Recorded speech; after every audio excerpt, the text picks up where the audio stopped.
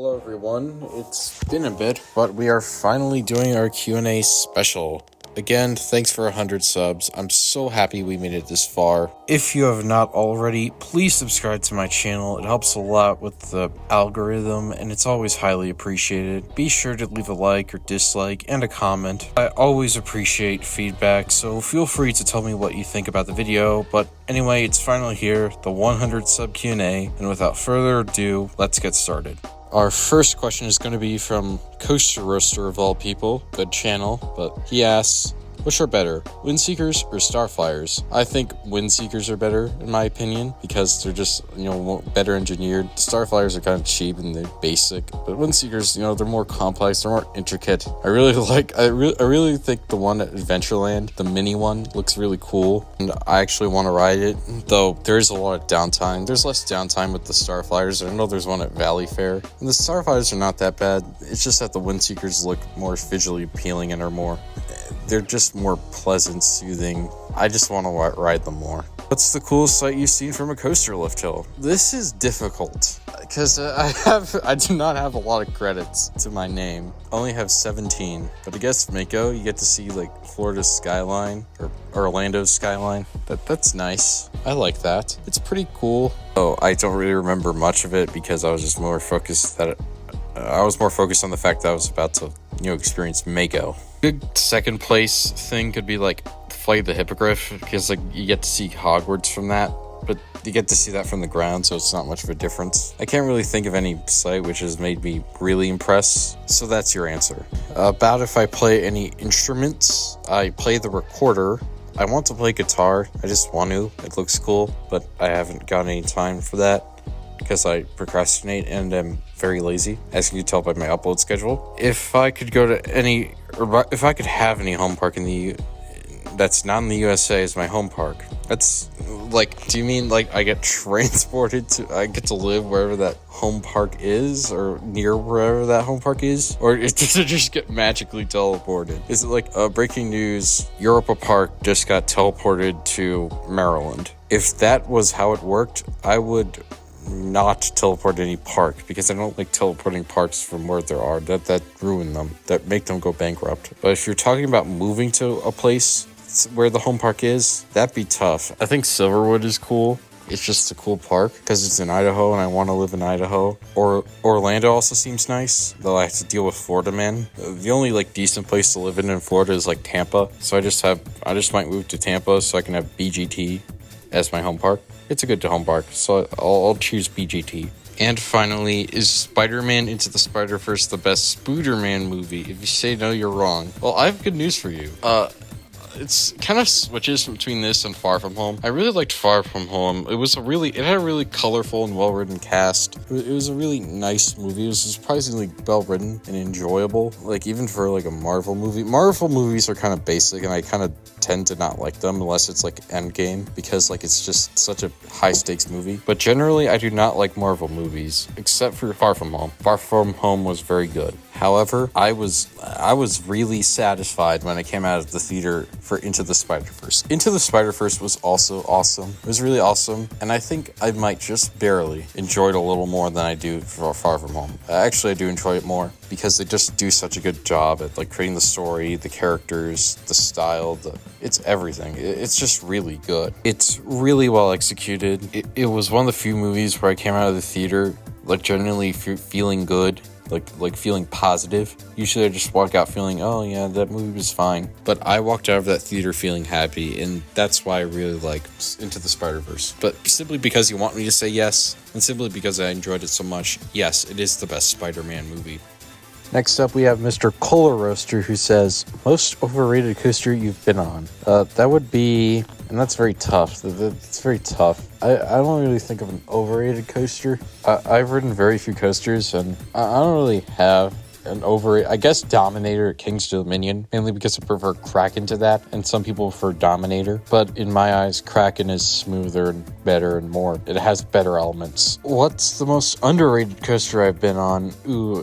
That's a pretty easy answer. It's the Spaghetti Bowl coasters. I really like the good pacing. It has amazing pacing. I've only ridden one, Flight of Fear at King's Dominion, and that is awesome pacing. Even with the mid-course killing it, or like killing the momentum, that ride still has awesome pacing. And as well, whippy elements, which is why I rank it surprisingly high. Favorite coaster soundtrack is tough. I could say like Helix or something. Max and Moritz at Efteling has this really goofy soundtrack. I would say for my absolute favorite probably would be X2. The X2 soundtrack, because it's just so chaotic and it's just like a bunch of cheap sound effects and like movie clips edited together. That goes with like Bizarro, but like both ones at Six Flags Great Adventure and New England. The ones now Superman the Ride. I also found those soundtracks cool, though I'd never ridden either. Just listen to those soundtracks. You'll understand. Number one bucket list park in Europe / North America / Asia. I would say Fuji-Q. Fuji-Q is number one. And finally, what looks better, Fury or Intimidator? I'd say Intimidator, though Fury could easily be better. It's very tough. I guess I would say Fury because it's a little more popular, but it could easily be i305.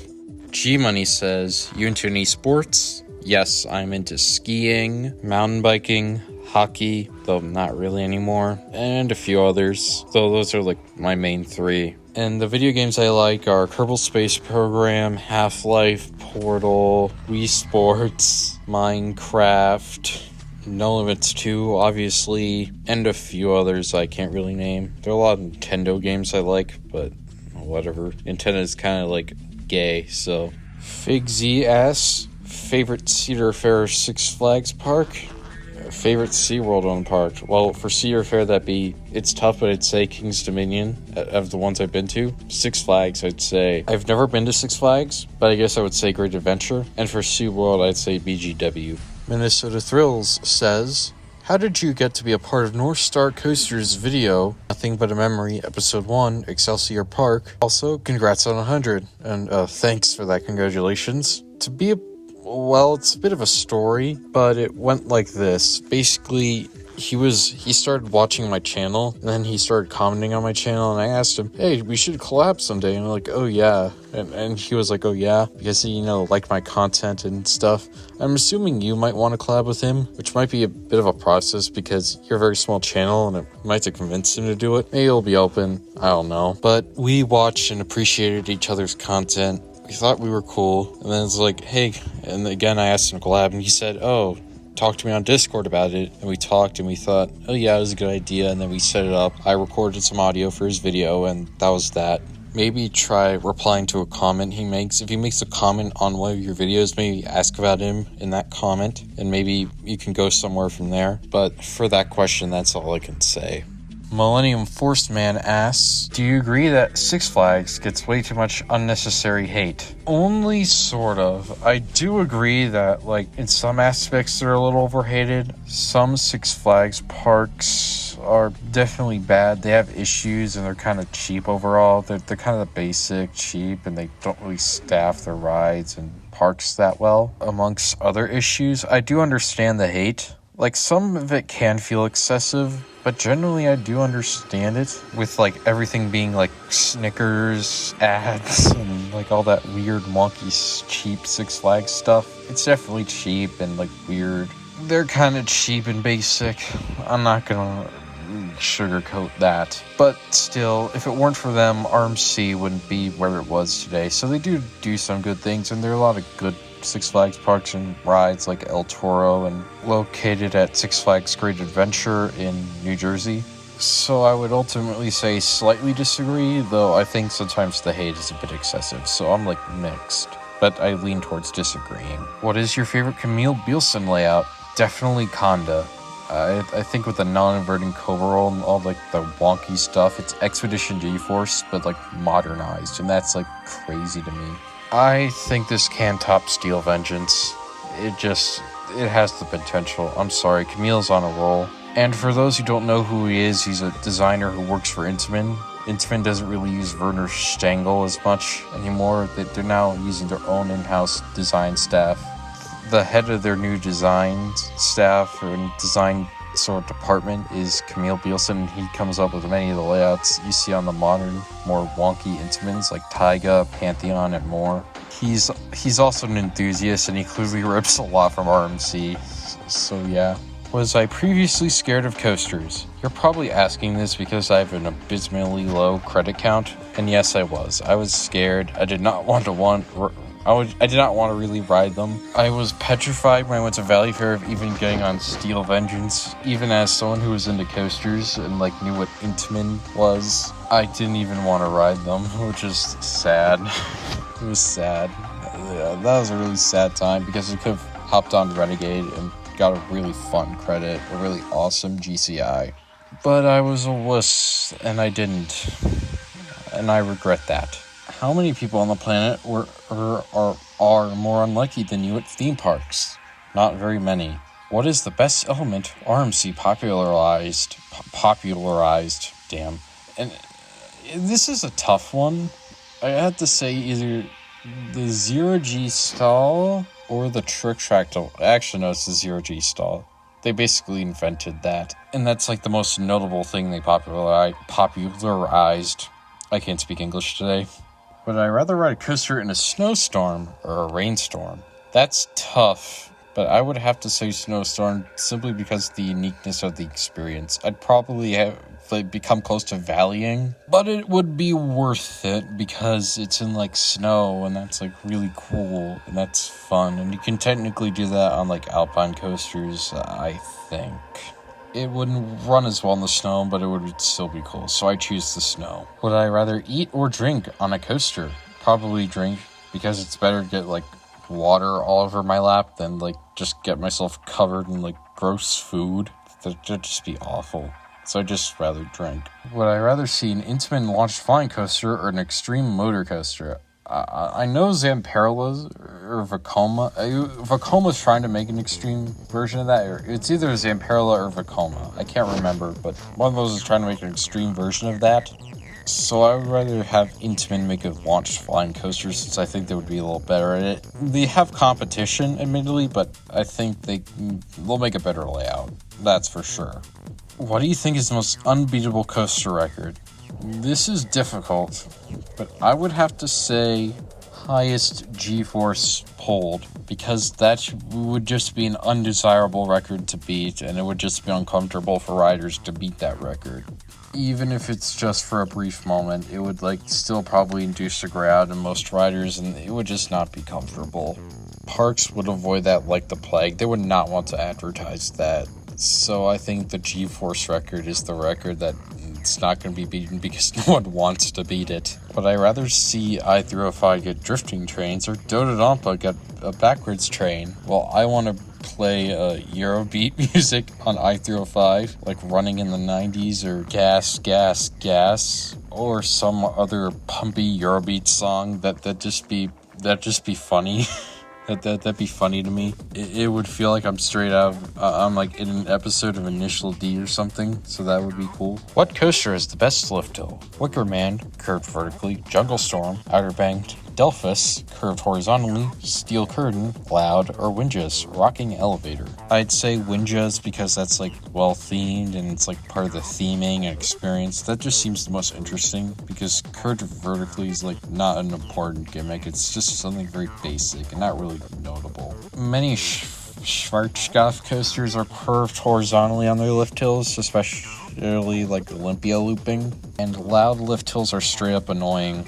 I can just go to Idlewild if I want an outer banked lift hill on that Wild Mouse built by Vekoma. What coaster has the best brake run? Iron Gwazi, Twisted, Twisted Timbers, Curved, Leviathan, Big, Wildcat Hershey, Seal Noise, or Wicked Cyclone, Weeble Rocky Song thing, I don't know. Probably Iron Gwazi because you just take it with speed. Like usually at a brake run you just hop up. You hop up into a brake run. You don't dive down and just punch to the bottom and hit the brake run like you do on Iron Gwazi. I find that really weird. You're just popping up through a couple airtime hills and then suddenly just dive down and turn to the left and then slam into the brakes. That's just an odd way to enter a brake run. But it's really cool, so yeah, let's say Iron Gwazi is the best brake run because it's cool. What is the weirdest coaster model that has never been built? It either has to be the Gordon Rides Wooden Invert, the SNS Free Fly X, or the Giovanola Tilt Coaster. All three of those are just wonky as hell, and I like that. Particularly the Gordon Rides one. That's something someone had to be high on something to design. That's just... what? What the hell were they thinking? What is the greatest coaster color scheme that has never been used on a coaster? I don't know, but I have an idea. Poop brown track with tie-dye colored supports. And finally, am I the biggest coaster nerd in the world? You might be. I don't know. There's probably someone more nerdy than you, but we just don't know about them because they spend too much time in their basement reading design documents. Or maybe they work at like Intamin or B&M or something and like spend a ton of time engineering these things. But you are probably the biggest that I know of. So there's that. North Star Coaster says, Six Flags or Cedar Fair? Personally, I would say Cedar Fair simply because of better rides, maintenance, staff, and a lot of stuff. They're just a better, more quality brand, I guess. And Six Flags is a more cheaper brand. You really feel you get a more quality experience at Cedar Fair. But Six Flags is more about like the basic stuff, and Cedar Fair is more about the whole overall experience. I think they pay more attention to detail and put a little more care into things. Coaster Keychain says, what's your favorite indoor roller coaster?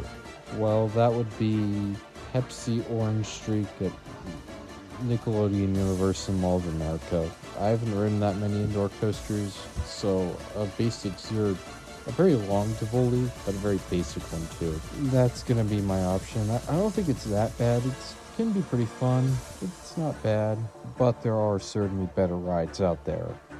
And finally, InsaneCoasterJunkie wants to know my most anticipated 2021 credit. That's interesting.